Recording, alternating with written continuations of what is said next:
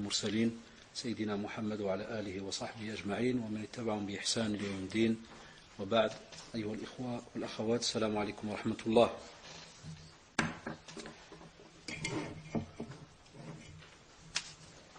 Pour être juste avec ceux qui viendraient peut-être à 7h30, comme on l'avait demandé, 19h30, on a donc prévu aujourd'hui de parler sur les jeunes et leur rapport avec les sciences religieuses.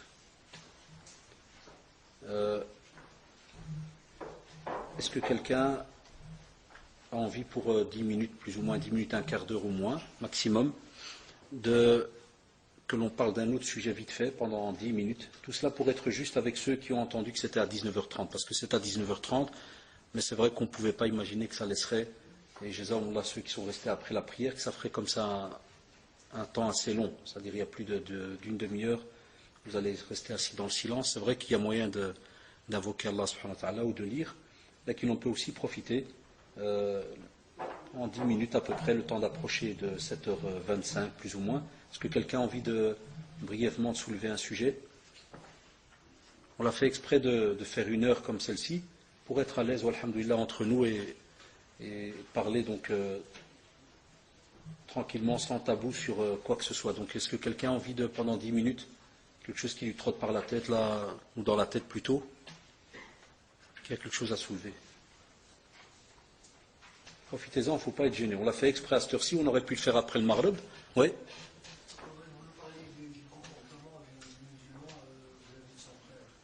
Vis-à-vis du frère. Et c'est vrai que, subhanallah, donc le frère Zawallah demande et dit le comportement du musulman vis-à-vis de son frère.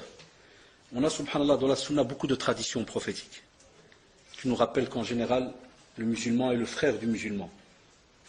Il ne l'insulte pas, ne le frappe pas, respecte son sang et ses avoirs, le défend. Par exemple, lorsque tu trouves le hadith du prophète qui te dit Unsur akhaka zaliman aw madlouma, ça a été très loin. Le musulman défend son frère. Et même si jamais ce frère a commis une injustice, il ne le laisse pas comme ça dans le vide à faire n'importe quoi. Il vient, il l'aide à revenir vers la vérité. Subhanallah. Il sera toujours derrière lui. Et lorsqu'on parle du comportement vis-à-vis du frère musulman, le prophète sallallahu alayhi wa sallam a même donné un exemple dans une autre tradition prophétique. Il a dit normalement c'est comme une habitation. Quand tu as une brique qui manque dans un mur, est-ce que tu peux dire à celui qui voudrait acheter cette habitation qu'elle est impeccable, qu'elle est complète? Là. Parce qu'il va directement te faire la remarque, spécialement par rapport à la brique qui manque. C'est ça que le prophète m'a dit, donc, quel bunyan. Comme lorsqu'on a donc une construction, eh bien il y a des briques qui sont là. L'une est obligatoirement rattachée à l'autre. C'est comme ça donc le musulman, vis-à-vis de son frère musulman, tout le temps. Et dans un autre hadith aussi, il a comparé le musulman à des membres ou à un membre du corps qui serait malade. C'est pour ça qu'il a dit d'ashtaka minhu udun. S'il y a un membre qui se plaint, tout le reste du corps se plaint et a mal. Subhanallah. Tout le reste du corps se plaint et a mal. Donc logiquement, lorsqu'un frère à nous, et même une sœur musulmane, est touchée par un problème, normalement c'est la communauté entière qui est touchée par ce problème. Mais aujourd'hui, comme vous le savez, il ne faut pas être étonné. On vit donc dans un système qui est des fois très matérialiste, dans un système qui est des fois très égoïste. C'est chacun pour soi, wala'iyadu billah, et ce n'est pas une règle chez nous en tant que musulmans, loin de là. Et c'est ce qui fait que même si des fois on a un problème chez nos frères ou chez nos sœurs, il n'y a pas la discussion, il n'y a pas le respect, il n'y a pas le conseil. Et si jamais des fois il y a le conseil, il n'y a pas le respect de l'autre. Aussi si jamais on a un frère ou une sœur qui est dans l'égarement, eh bien on la condamne directement, puis au revoir, c'est fini, ça devient quelqu'un d'égaré, puis on ne lui parle plus. Personne ne va l'aider. Et si jamais, subhanallah, c'est un problème dans une famille, c'est pire. Par exemple, nous, dans notre travail au centre islamique, donc on s'occupe des médiations dans les couples, mais aussi dans les familles. Tous les jours, il y a ce problème, comme a soulevé le frère Zawallah, manque de respect entre les frères. Même entre les jeunes.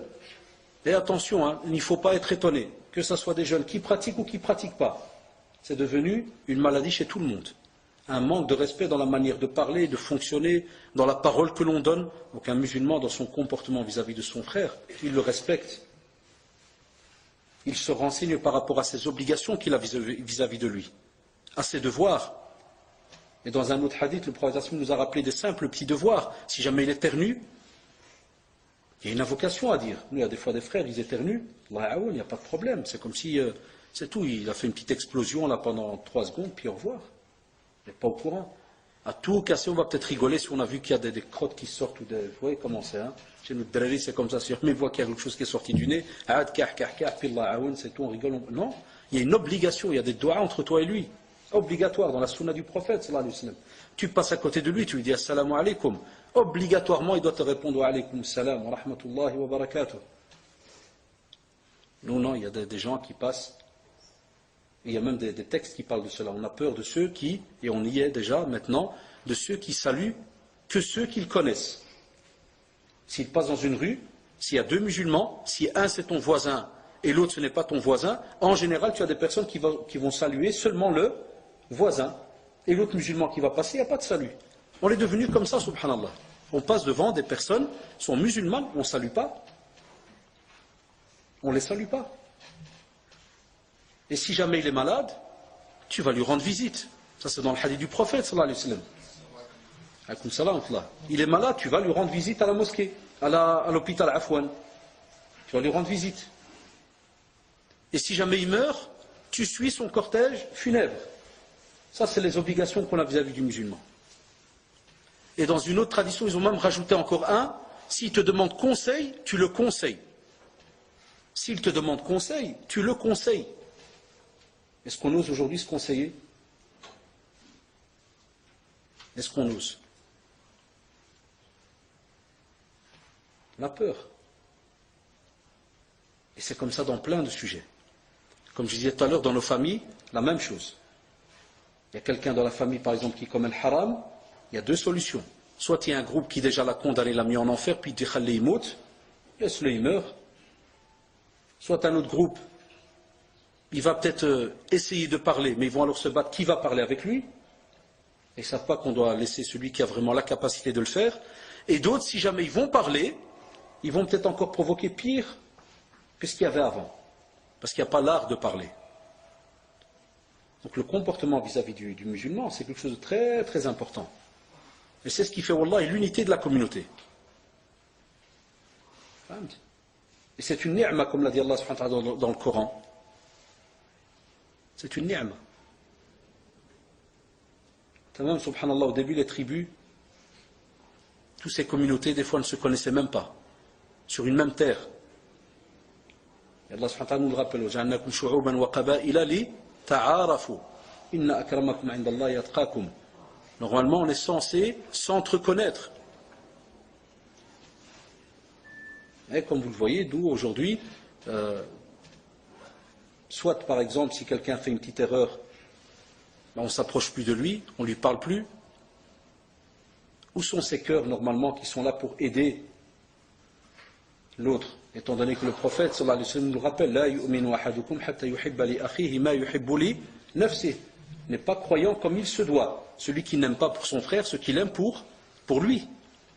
Donc normalement, chacun d'entre nous doit faire son possible pour aimer son prochain et lui apporter ce qu'il a besoin sur cette terre, comme provision pour pouvoir rencontrer Allah subhanahu wa ta'ala le jour du jugement dernier avec un cœur saint. Et c'est pour cela, en résumé, quand un jour le prophète sallallahu alayhi wa sallam avait, donc il a vu quelqu'un, il y a une personne qui est passée, et puis il a dit au compagnon, il a dit celui-là, il est au paradis. Un des compagnons était étonné. Il dit, comment ça, cette personne comme ça au paradis? Il l'a suivi. Et en résumé, il a fait un subterfuge pour le suivre, pour rester même chez lui quelques jours, pour voir qu'est-ce qu'il fait de spécial. À la fin, il a vu, il n'y avait rien de spécial. Il lui a demandé, il a dit, Bilal, qu'est-ce que tu fais de spécial? En vérité, je t'ai fait un petit subterfuge pour rester avec toi, parce que j'ai entendu le prophète me dire que tu étais au paradis. Qu'est-ce que tu fais de spécial? En résumé, il lui a dit, Wallah, moi, voilà, comme tu m'as vu, je prie, je dors, je travaille, je vais. Mais il lui a dit, moi, qu'est-ce qu'il y a? C'est que quand je dors avec un cœur qui n'a aucune haine vis-à-vis de qui que ce soit. Où est-ce qu'on est, nous, par rapport à cela? Spécialement les jeunes de maintenant, de cette génération-ci. Je ne parle pas de notre génération. Wallahi, moi, on a connu ce que je vois, moi, spécialement dans le comportement entre les frères aujourd'hui. Et même chez les sœurs. Et des choses qu'on voit dans les familles. Et des parents qui appellent pour se plaindre de leurs frères, de leurs sœurs, même chez les grands, hein, chez les adultes. Mais nous, il y a une quinzaine d'années, 20 ans, quand on était encore tout jeune, 14-15 ans, on n'a pas connu cela. Abadan, wallahi. Des jeunes qui ne se parlent pas pendant des années, ou bien qui dès qu'il y a une simple petite dispute, ils s'insultent. Grave même. Ça, on n'a pas connu.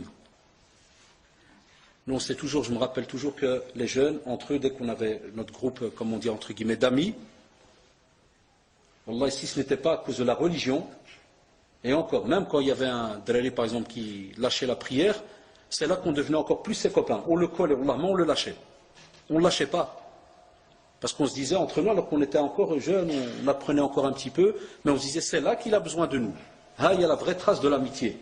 Pas, subhanallah, dès qu'il fait une erreur, à ce moment-là, il est condamné, perpète, au revoir. Il ne faut même plus lui parler. Tout le monde qui se prévient, qui envoie des SMS, un tel, il ne faut pas lui parler. Alash, qu'est-ce que tu lui as apporté? Et des fois, on commet cette erreur.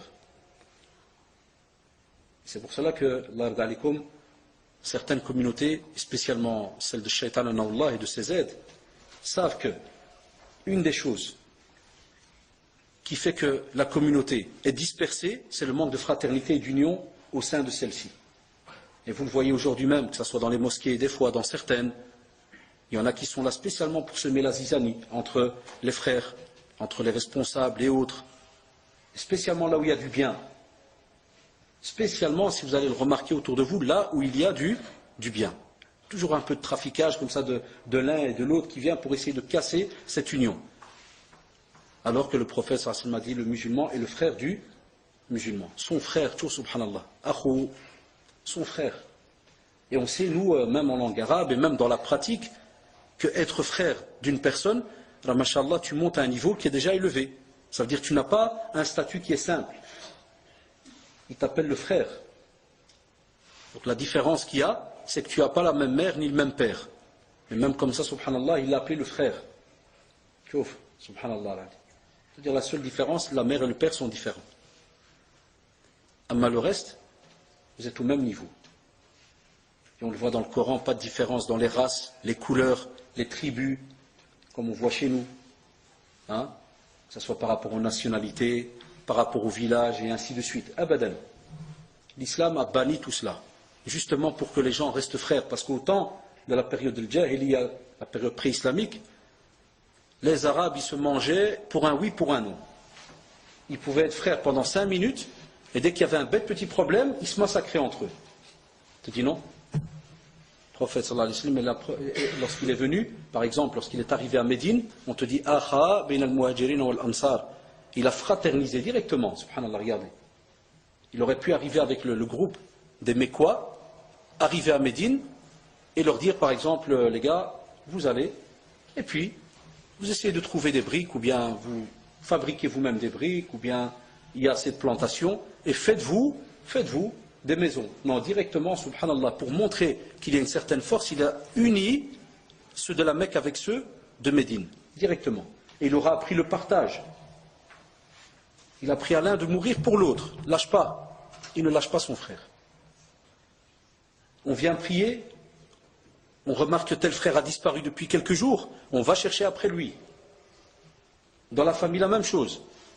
Tel cousin ou autre a disparu quelque temps, on va chercher après lui. Et nous, vous savez, des fois, des gens en dialecte, comme on dit, quand des fois un tel a disparu, qu'est-ce qu'on dit, le bharidé, ou la zulma, ou la la'aoun, ou la... Chacun, comment il va te parler à sa manière, et d'après son dialecte et autres. Non, en islam, au contraire. La question qu'a soulevé le frère, elle est très très importante. Et ça nous fait encore plus mal quand on entend des gens se plaindre par rapport aux frères et sœurs d'une même famille, qui vivent dans la même famille. Ça, c'est une musiba. Nous, on parle de la fraternité entre les musulmans. Nous, on parle des fois dans la même famille, et il n'y a pas de fraternité. Des frères et des sœurs qui ne se parlent pas depuis des années, à cause d'un petit détail, à cause de l'argent, à cause d'un mot de travers qui est arrivé, alors que tout le monde est au courant que Kullu Bani Adam Khata, tout fils d'Adam commet des erreurs. Mais le meilleur des fils d'Adam, parmi ceux qui commettent donc les erreurs, le meilleur c'est qui? Celui-là qui se repent, qui revient vers Allah subhanahu wa ta'ala. Voilà, donc ça c'était une petite kalima d'une dizaine de minutes, le temps que nos frères, ceux qui, jazakumullah, donc ils ont tout à fait raison, c'était à 7h30, mais donc il y avait un gros laps de temps qui était vide, on a profité donc de répondre à une question du frère jazakumullah par rapport à ce comportement entre les frères. Ce n'est qu'un petit résumé, il y a beaucoup de choses à dire comme vous le... Voilà, donc ça c'était une petite kalima d'une dizaine de minutes, le temps que nos frères, ceux qui, jazakumullah, donc ils ont tout à fait raison, c'était à 7h30, mais donc il y avait un gros laps de temps qui était vide, on a profité donc de répondre à une question du frère jazakumullah par rapport à ce comportement entre les frères. Ce n'est qu'un petit résumé, il y a beaucoup de choses à dire comme vous le savez. Tandis que le sujet d'aujourd'hui, Inch'Allah, comme vous le savez, donc on va discuter donc de tout ce qui est le rapport de nos jeunes par rapport donc aux sciences religieuses. Comme d'habitude, et je crois que vous l'avez remarqué depuis que vous écoutez les conférences, et moi je m'y habitue maintenant, il n'y a pas un jeune ici qui n'est pas au courant que apprendre la religion est important. Wallah, si je devais maintenant vous poser la question, parce qu'alhamdoulilah on est entre nous là, et dire tiens, qui n'est pas au courant que les sciences en islam, donc apprendre la religion c'est important? Vous allez voir, il n'y a personne qui va lever la main. C'est des choses qui sont acquises, connues. La question, et c'est ce que j'ai envie de voir d'après vos questions que vous allez écrire sur vos feuilles, c'est de se demander pourquoi est-ce que même si on est au courant que c'est quelque chose de très très important, et qu'on sait qu'Allah subhanahu wa ta'ala nous a donné justement les yeux, la bouche, les oreilles, sont tous des instruments en général qui nous aident à entendre, voir, écouter, parler. On a tout cela entre nos mains, mais même comme cela, subhanallah, beaucoup de personnes ne les emploient que pour certains plaisirs bien définis. Que pour certains plaisirs bien définis. À ce moment-là, on emploie ces membres qui nous ont été donnés. Tandis que, subhanallah, lorsque on doit voir nos frères et sœurs installés dans les maisons d'Allah subhanahu wa ta'ala ou bien dans certaines institutions où on leur apprend la religion, à ce moment-là, certains sont aux abonnés absents. C'est là la question. Pourquoi on n'a pas dans notre communauté cette envie?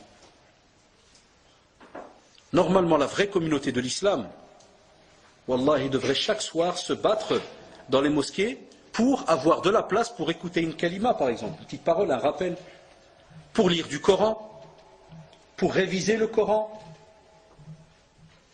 pour corriger peut-être la lecture. Là, qui vous l'avez remarqué. Plein de cours existent. Mais il n'y a que le jnoun et 2-3 élèves qui viennent. Plein de cours existent depuis que nos parents ont commencé à bâtir des mosquées. Lakin, qu'est-ce qu'on a remarqué chez nos jeunes? Dès qu'ils arrivent à maximum 14, 15, 16, son premier rêve, c'est quoi? C'est comme on dit, Bdarija, je vais arrêter Jama', il va arrêter l'école arabe, il va arrêter la mosquée.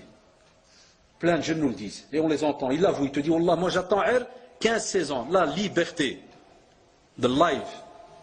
Ah, c'est la vraie vie. Tibad, il respire. Pourquoi? Parce que juste avant, il était в Jahannam. Et quel style de Jahannam? Eh bien, c'était le Coran, Sunna, c'était apprendre l'arabe. Ça, c'était pour les Jahannam. Donc, il attendait rien que dès que les 15-16, et puis il commençait à dire à son père, non, je ne vais pas, non, ceci. Il y en a même, subhanallah, ça faisait drôle qu'on entendait brosser à l'école. Déjà, ça nous paraissait bizarre, maintenant qu'il brosse même Jama'. Mais il y en a même qui sort de la maison, soit disant pour aller une Jama', et puis il va à la place, il reste là pendant 2 heures, puis il rentre à la maison, et il mange tef Jama'. Il brosse même pour la mosquée. C'est incroyable. On a, subhanallah, un contact ou une relation avec la science, comme si c'était la prison, la douleur, du négatif. Alors que, comme vous le savez, talabul ilm, l'acquisition du savoir, comme l'a dit le prophète sallallahu alayhi wa sallam, est une obligation. Wallahi, l'acquisition du savoir est une obligation. On doit apprendre, il n'y a pas le choix.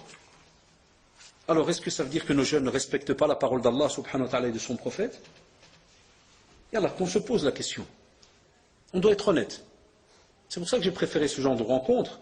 Et pas seulement conférence, oui, l'acquisition du savoir. Non, il n'y a pas de problème. Tu vas de nouveau avoir une vingtaine qui vont écouter. Non. Moi, ce que je veux, c'est, entre guillemets, comme on dit chez nous, gharraq. Ça veut dire couler chacun d'entre nous par rapport à cette fonction que tu as reçue, qui est d'apprendre. Talabul ilm, l'acquisition du savoir. Pour adorer Allah subhanahu wa ta'ala comme il se doit. وَمَا خَلَقْتُ الْجِنَّ وَالْإِنسَ إِلَّا لِيَعْبُدُونَ. Et vous avez entendu ce verset des milliers de fois maintenant. Je n'ai créé donc le monde, comme vous le savez, des êtres humains et des djinns que pour qu'ils m'adorent. Pour que l'on adore Allah subhanahu wa ta'ala. De quelle manière? Comme l'a fait le prophète sallallahu alayhi wa sallam. Enfin, si tu veux adorer Allah subhanahu wa ta'ala comme l'a fait le prophète sallallahu alayhi wa sallam, si tu ne vas pas te renseigner par rapport à son adoration, tu adores comment alors? Comment tu fais? Comment tu fais? Wallah, c'est une question qui nous, allez, ceux qui font comme ça des doros en général, Wallah, ça te tourne dans la tête. À chaque fois que tu viens donner comme ça une petite conférence ou un rappel, tu te dis, où est notre communauté? Il y a une bête question. Est-ce que notre communauté, par exemple, je m'excuse, ce n'est pas pour rabaisser une catégorie de personnes, parce que c'est un examen. Par exemple, l'handicap, lorsqu'on est handicapé. Est-ce que notre communauté, 100, 200 000 musulmans en Belgique sont tous handicapés, donc c'est qu'ils ne savent pas sortir de la maison, ils ne savent pas venir écouter. La plupart sont des malentendants. Donc c'est les Maghrébins, c'est que bon voilà, c'est tombé comme ça, c'est génétique. Dès qu'ils sont arrivés en Belgique, ils ont attrapé tellement de maladies, ils ne savent plus écouter, ils ne savent plus parler, ils ne savent plus s'asseoir, ils ne savent plus apprendre. Le cerveau il est gelé. Vous savez qu'en Belgique il fait très froid en général. C'est ce qui fait que subhanallah ils ne viennent pas. C'est une question qui peut être posée. Mais on a fait des tests. Et qu'est-ce qu'on a remarqué? Dès qu'il y a par exemple le Classico Barcelone contre Real de Madrid, ils sont tous là. Ils arrivent à parler, à crier, ils arrivent à s'asseoir, ils ont des sentiments, ils se déplacent, ils mettent même des fois de l'argent. On a fait d'autres tests psychologiques, par exemple lorsqu'il y a eu les soldes, ils savent aussi se déplacer, subhanallah. Ils savent même rester debout pendant des heures, chose qu'ils ne savent pas faire tarawih pendant Ramadan. Là, ils ne tiennent pas. Mais on a remarqué qu'ils arrivent à tenir quand il y a des soldes, pendant des heures. C'est drôle, dès que tu commences à faire des recherches scientifiques, tu trouves qu'il y a des réponses. Là, dès que tu viens à la pratique, on est loin. Pourquoi? Pourquoi nos jeunes ne veulent pas apprendre? Et spécialement, on parle ici de religion. Au même moment, il y a un frère, Jazaoullah, Hassan Abid, au Jardin des Jeunes, qui donne, et ça a été une erreur et je m'en excuse d'avance, parce qu'on avait déjà normalement prévu le titre ici par rapport à l'acquisition du savoir, mais religieux, puisqu'au Jardin des Jeunes, il y a le même titre, l'acquisition du savoir, mais par rapport aux examens à l'école. Donc le frère m'en avait parlé, moi j'ai complètement oublié que ce sujet avait déjà été choisi ici, j'ai complètement, mais à cette heure-ci, au Jardin des Jeunes, donc il parle, ce frère, mais alhamdoulilah, on va dire que le bénéfice il passera à tout le monde, il parle dans des examens et pousse les jeunes justement à fournir un effort par rapport aux examens. Et pourquoi de nouveau cette conférence par rapport aux examens à l'école? Parce que comme vous le savez, à chaque fois que l'on va à des réunions de parents, j'ai été aussi enseignant pendant une année, eh bien, nos jeunes, spécialement les nôtres, c'est toujours peut-être la moitié-moitié en général. Ce n'est pas général, mais en général. Et je les entends dans la cour, des jeunes qui discutent, dans les cours en secondaire. Le type, il arrive en décembre, il lui dit il y a examen la semaine prochaine. Il fait ouais, mais j'ai déjà mes points. Toi, tu rigoles. Moi, je connais, bon, on est passé par là, mais des fois, je les taquine. Je dis copain, tu as déjà tes points, tu n'as pas encore fait l'examen. Ouais, j'ai la moyenne, j'ai 5. Donc, même si je fais 0, j'ai 5. Ça fait? Ouais, c'est à l'aise.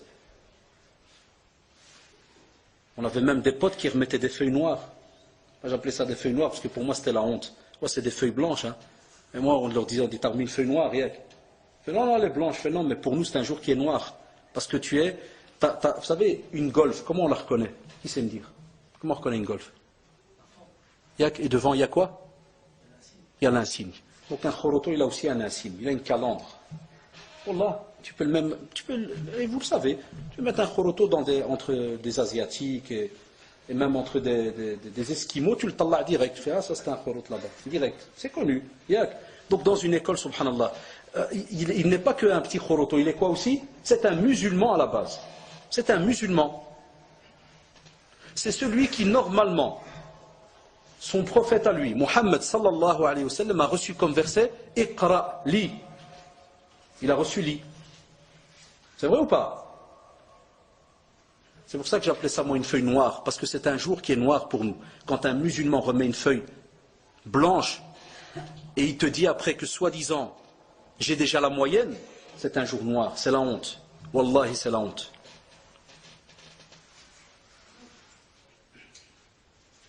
Et d'autres qui se font attraper avec des copions, qui envoient des SMS dans la cour.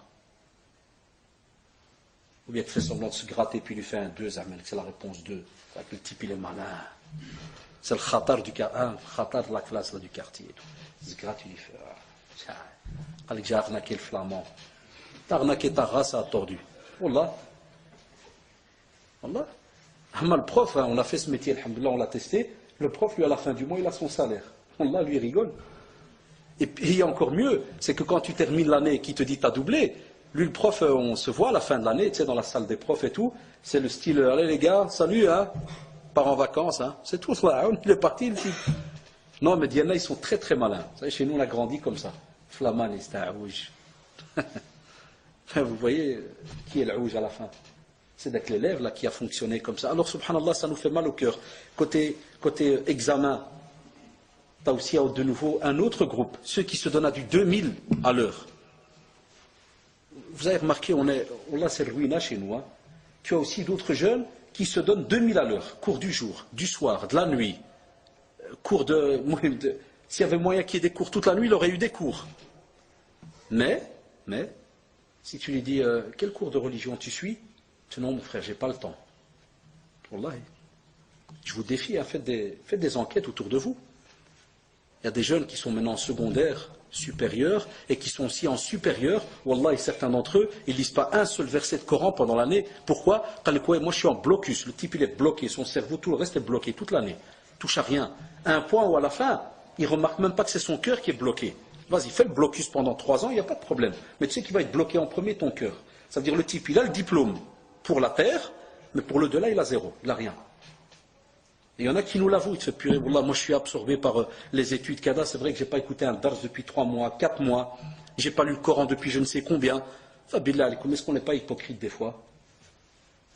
Ce même Seigneur, Allah subhanahu wa ta'ala, qui te demande d'aller étudier, d'aller apprendre, pour pouvoir le connaître, pouvoir l'adorer, c'est le même, tu dis, pour les examens, et Allah aide-moi pour les examens. Et t'es où toi vis-à-vis de sa science, qui t'a laissé entre les mains? Et il t'a appelé être humain. Et il t'a mis à un niveau par rapport aux autres créatures. Subhanallah. Est-ce que tu as déjà vu quelqu'un qui appelle un âne si al-hmar? Personne, wallahi. C'est vrai ou pas? Jamais tu as vu au bled quelqu'un qui passe devant al-hmar, il fait c'est al-hmar, jamais de la vie. Pourquoi? Parce qu'on sait que l'hmar, c'est l'hmar. Et la preuve même, certains, et c'est pas bon en islam, hein, c'est pas bien, mais même chez certains anciens parmi nos parents, quand ils voulaient te montrer que tu n'es plus dans l'étage des êtres humains, qu'est-ce qu'ils disaient? Al-hmar, il y a le bras, il y a kada. Ils te descendaient directement d'un étage. Ils savaient que c'était blessant. Subhanallah. C'était une forme de pédagogie un peu tordue, mais bon, elle a fonctionné de temps en temps et des fois elle n'a pas fonctionné. Mais à la kulli hal, regardez, déjà les gens, le fitra faisait ainsi, c'était comme ça dans leur conception. Dès qu'on voulait te montrer que tu n'es plus dans l'étage de celui que normalement Allah subhanahu wa ta'ala a donné certaines fonctions par rapport à un autre étage, qu'est-ce qu'on te disait alors? Tu es tel et tel animal. Alors qu'on ne peut pas le faire, et vous le savez. Donc c'est pour cela qu'Allah yarda alikum, sachez une chose, celui wallahi, et si jamais il y a déjà des questions à Youssef, tu peux déjà les ramasser, les frères il suffit qu'ils fassent un signe de la main, comme ça on sait. Donc, celui qui sait que le fait d'apprendre, il a un bénéfice par rapport à chaque lettre qu'il apprend en religion. Chaque lettre qu'il apprend, wallahi, tu as un bénéfice. Et deuxièmement, chaque fois que tu vas apprendre quelque chose à quelqu'un, tu as le bénéfice de ce que tu as appris toi et cette personne, et le bénéfice de ce que cette personne a appris de génération en génération, jusqu'au jour du jugement dernier, subhanallah. Wash billah alaykoum, ce calcul, il est tellement facile à nos yeux. On est tellement sûr qu'on a le paradis qu'il n'y a plus besoin d'aller apprendre quoi que ce soit. Je ne pense pas là. Alors, billah alaykoum, est-ce que chacun d'entre nous maintenant est sûr de lui qu'il a acquis tout ce qu'il faut et qu'il est, mashallah, au paradis et que c'est seulement maintenant une petite vie qu'il est en train de passer quelques années parce qu'en vérité, lui, il est déjà au paradis? Non, abadan, wallahi. Et vous savez qu'il y avait des compagnons, et ils le rappelaient, même Omar radiallahu anhu. On disait que si jamais il y avait un pied au paradis, et qu'il entend un appel, comme quoi on va interpeller quelqu'un, il dit, je penserai toujours que c'est moi qu'on va appeler. Alors que c'était parmi les plus grands des compagnons. Et nous, alors, billah alaikum, on est très radin par rapport à l'acquisition du savoir. Alors certains soulèvent des fois des remarques et te disent, oui, mais on n'a pas le temps, on rentre de l'école, on est crevé. Wallah, ya ikhwan, moi des fois dans des réunions de parents, ça te fait mal au cœur. Tu vois, par exemple, quand je dis ça te fait mal au cœur par rapport à la réflexion. Par exemple, tu es dans le couloir, t'attends ton tour. Et puis tu as Jean-Jacques, par exemple, il est là avec son quête, et puis tu vois, il est un peu stressé. Il regarde sa montre tous les 2 secondes. Il est déjà 6 heures du soir, hein. C'est un petit quête, là. Et il te dit, écoute-moi bien, je vois à votre aise, hein, c'est rien de stressé, là, le prof, il est connu, celui-là, il est lent, il prend son temps. Oui, mais je suis en retard parce que mon fils a cours de piano à 18h30. Ça veut dire il va aller, pendant 2-3 heures, il sera là, quitte Narkas comme Ahmad, oui. Voilà, cours de piano à 18h30. Subhanallah al-Adim, tu réfléchis, tu te dis, chauffe. Chez nous, quand tu discutes avec un musulman, mashallah, il est fier, et sa religion, alhamdoulilah, est notre religion. Hein, et on l'estime, et on la respecte, et on fait notre possible pour la mettre en pratique, et on la met au-dessus de tout, au cadre et tout, dans la théorie. Mais dès que tu viens, et tu lui parles de cette heure qu'il va donner pour Allah subhanahu wa ta'ala, et c'est pour son bien à lui, que j'ai pas le temps. Et c'est comme ça dans chaque mosquée. Et vous le savez, wallahi, chaque mosquée a un groupe de jeunes. Chaque quartier a un groupe de jeunes. Et moi, je vous l'ai dit, wallahi, ça restera mon amertume et mon regret jusqu'au jour où on verra le changement. Et nous, je remercie le Macher chez qui on a étudié au début. Un des premiers rôles qu'ils avaient fait, une des premières choses qu'ils avaient fait, c'est que les cours se faisaient spécialement à la mosquée, dans la salle de prière. Pas dans des locaux cachés quelque part, dans la salle de prière. On avait des halaqat, des petits groupes. Lundi, on faisait tel cours, mardi, on faisait un autre, jeudi, on faisait un autre, mercredi, on allait l'après-midi à l'école arabe, samedi et dimanche, on allait par exemple chez Cheikh al-Muddel, Hafidahullah, ou bien avant lui chez Cheikh al-Kharraz, et même après, ou bien chez Cheikh Toujgani, Hafidahullah. Comme on avait un programme, il n'y avait pas un seul jour où il n'y avait pas un cours, subhanallah. Pas un seul jour, wallahi ya ikhwan. Et Allah subhanahu wa ta'ala, et ça j'interpelle ceux qui me disent que soi-disant ils n'ont pas le temps parce qu'ils sont en supérieur ou en secondaire, 5e, 6e et toutes ces histoires à 2 francs là. Même nous on a été jusqu'en 6e et on a aussi essayé d'aller donc en supérieur, même si on n'a pas terminé, on allait aussi en supérieur le samedi et dimanche au centre islamique pour étudier et on courait comme des malades. Tous les soirs il y avait des cours. Et alhamdoulilah, comme on l'a dit à nos frères, le minimum vital, comme on dit, on l'a eu. Et même aujourd'hui, à notre âge, s'il fallait retourner faire des études, par exemple, supérieures, on pourrait y aller. C'est jamais fermé, vous le savez. Il y a des fois l'ULB dans l'amphithéâtre, des fois des élèves qui ont 80 ans. Sharif, il est vieux. Et il est là assis. L'acquisition du savoir n'a pas un âge. Pourquoi? Parce qu'il se pourrait que demain ou après-demain, tu quittes cette terre, tu arrives devant Allah subhanahu wa ta'ala avec quoi? Puisque c'est une des questions que l'on va vous poser. Vos jambes ne quitteront pas l'assemblée, wallahi, jusqu'à ce que vous allez répondre à certaines questions. Parmi elles, la science, qu'est-ce que vous en avez fait? Qu'est-ce que tu as appris? Qu'est-ce que tu as mis en pratique? Tu as entendu des choses, qu'est-ce que tu as mis en pratique? Nos jeunes, des fois, wallahi, ils ne sont même pas capables de s'asseoir des fois dans une mosquée à 5 ou à 6, de prendre l'imam, de lui dire, cher, voilà, je vais lire le Fatiha. Corrige-moi ma Fatiha. Et vous le savez, ya ikhwan, maintenant, s'il fallait commencer un par un,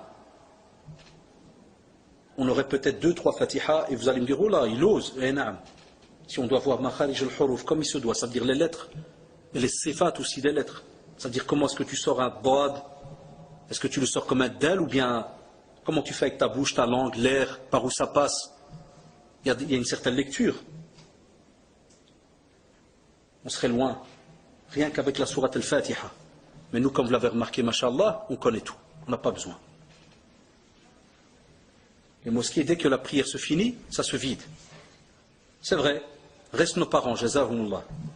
Mais nos jeunes, si jamais ils viennent, et c'est déjà un bien, si jamais ils viennent à la mosquée, eh bien, ils veulent directement repartir. Et d'autres, et je passe alors aux questions, certains jeunes n'ont une relation avec le savoir qu'après un accident. On va me dire, c'est quoi, quel est le rapport? Et non. Si jamais il a raté un coin avec son booster, et que, machallah, il a vu la mort devant lui, voilà, le lendemain matin, il s'est réveillé musulman. Et il s'attache à la mosquée. Il va s'inscrire à 52 cours de religion islamique. Puis après 3 semaines, une fois que les blessures passent, une fois qu'il est à l'aise de nouveau, qu'il a repris confiance, qu'est-ce qu'il fait? La routine reprend. Ça, c'est un groupe aussi qui est bizarre. Parce que ce groupe, il casse les statistiques. C'est ceux qui, quand, par exemple, dans une mosquée, il y a un cours, en septembre, tu trouves 120 élèves. Et en octobre, 5 tondus, et le prof.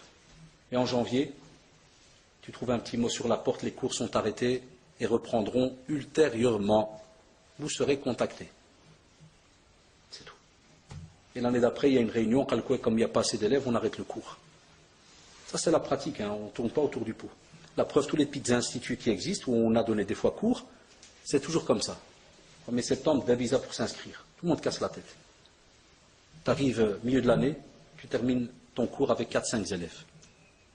Et ce qui est même très drôle ces derniers temps, ceux qui suivent le plus de cours, c'est les sœurs. Wallahi. C'est un bien, alhamdulillah. Et on en est fiers. Amma les hommes, les jeunes, alhamdulillah, tous des savants, n'ont plus rien besoin d'apprendre.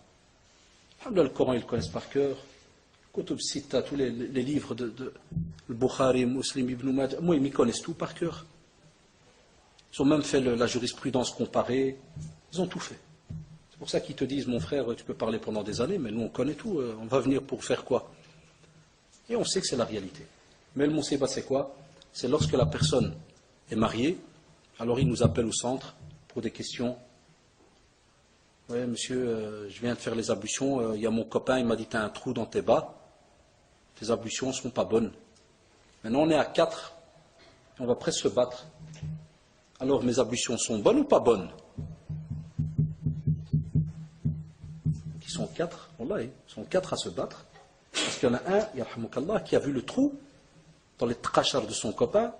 Et les 3 autres savants ont commencé à discuter.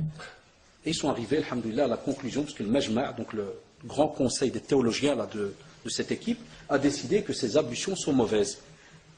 Mais il y a toujours un illuminé qui a entendu un jour que le petit trou dans les bas, s'il a la taille de la pièce, alors il a un doute. Il fait, c'était la pièce d'1 euro. L'autre il fait, non, au temps du prophète, il n'y avait pas d'euros.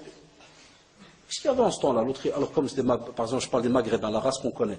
Il fait quoi? Qu'est-ce qu'il y avait de dirham? Ben non, c'était en Arabie, ils n'avaient pas de dirham.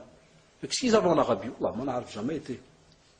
Pourquoi alors tu lui as dit que ces ablutions sont mauvaises? Ah, je me suis trompé. Copain, Allah, je crois que c'est pas juste. Hein. Moi, tu sais quoi, en vérité, enlève tes trachars, refais les ablutions.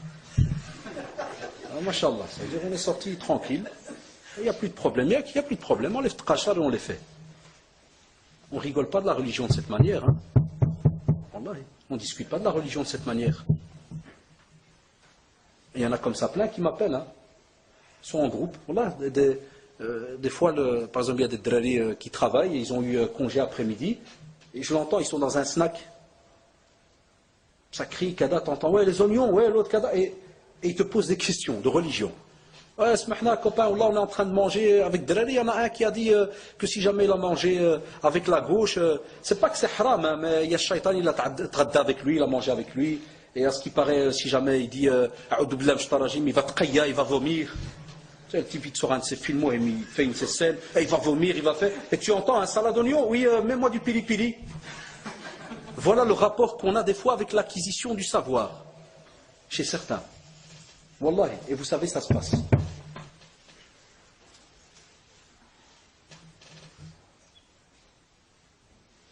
Et d'autres parlent de religion quand ils se rencontrent en famille tous les vendredis, quand maman fait du couscous, parce que c'est une tradition dans les familles.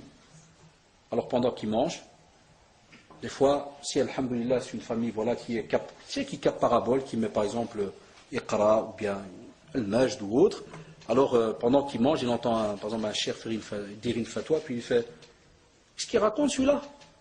L'autre il dit ouais, il a dit tel truc, il est haram. Qu'est-ce qu'il connaît? Mange. Ça j'ai déjà assisté. Qu'est-ce qu'il connaît le type? On les cassar avec lui tous les soirs. Qu'est-ce qu'il connaît le type? Ou bien c'est lui qui lui a fait examen au gars. Il lui a fait un examen.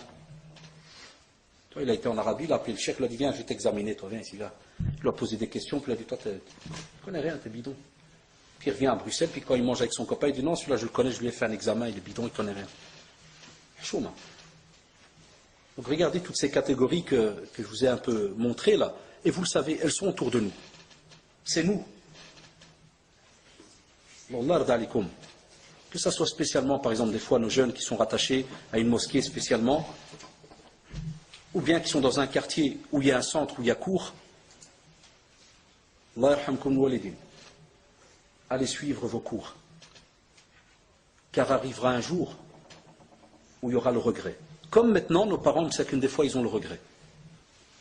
Des fois, Allah, et nos parents, et je le vois maintenant, par exemple, au centre islamique, il y a des cours d'arabe le soir, pour ceux qui ne connaissent pas l'arabe. Wallah, il y a des parents de 60 ans, des parents à nous qui viennent s'inscrire. Et tu vois, j'ai même déjà assisté des fois à un père qui a une soixantaine d'années, il devait avoir dans les 65, il pleurait. Vous savez pourquoi il pleurait? Parce que c'était la première fois de sa vie qu'il avait écrit son nom, Mohammed, au tableau. Quand il s'est retourné, il pleurait. Tout content, il a regardé comme ça. Il dit ça c'est mon nom, subhanallah en arabe. Je fais ouais, ça se trompe. 65 ans. Et quand des fois je discute avec eux, je dis tiens, subhanallah, pourquoi tu as repris comme ça maintenant, Aïda? Il dit c'est vrai, il dit pendant des années on n'a pas fait attention au Kada, et tu dis maintenant, et ça vous ne le sentirez que quand vous arriverez à un certain âge. Tu sais que le prophète m'a dit que l'âge de ma communauté, c'est-à-dire lorsqu'on s'approche de la mort, entre guillemets, c'est entre 60 et 70. Et ça, tu ne le sentiras que quand tu approcheras cet âge-là. Alors, Mouskin, il te dit, regarde, j'ai 65 ans, et je vais rencontrer Allah subhanahu wa ta'ala, je ne sais même pas lire sa parole, alors que je me dis musulman. Il dit, c'est impossible. Et l'autre chose aussi qui m'étonne, c'est lorsque, subhanallah, dans les cours d'arabe, je retrouve des Européens qui n'ont rien à voir avec l'islam. Par exemple, chez nos centres islamiques, il y a un cours d'arabe pour les non-arabophones, musulmans et non-musulmans. Tu sais combien il y a de non-musulmans qui viennent suivre des cours?